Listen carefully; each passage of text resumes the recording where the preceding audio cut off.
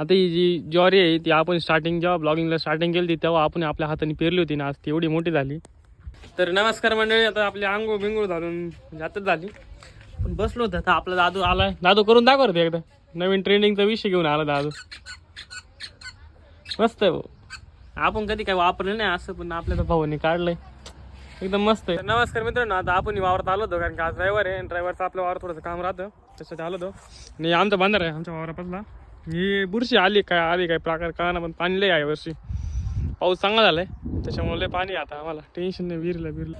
आणि अशाच प्रकारे आपलं पाणी पण मोक्कर आहे आपल्याकडं, कारण की बांधारा फुल भरेल आहे. इकडे बांधारा इथं आपलं सौर ऊर्जा लावून ठेवले आणि इकडे पाणी आणि एवढं वावर इथं पण आहे. तिकडं आहे ना, तिकडं पण वावर आहे. ते लांब नाही जवळचे, पण जावं तिकडे कंटाळा येईन मला आता.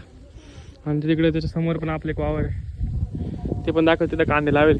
आणि अशाच प्रकारे आपली नाणी सध्याला वाघाला घाबरली, कारण की इकडे वाघ बिग यायची संभावना आहे, कारण की सगळ्यांकडे बिबट्या सुटल्या त्याच्यामुळे इकडे पण. आणि आपली पुढे जायला घाबरली.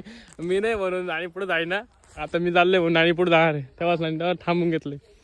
हे इकडे आपले कांदे आणि डोंगळे पण लावेल सोबत.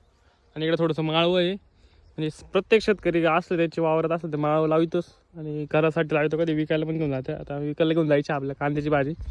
आणि इकडं हे मेथी आपल्याली मेथी अजून बारीक आहे, ती पण मोठी होईल काय टायमाने. दुसरं वावर आहे ती दोन ते बांधेच ती दोन, तरी तर आपला गहू लावेल आहे. आणि इकडे आपण हरभरा करतो थोडासा. ही विहीर आहे, त्याला पण पाणी फुल आहे.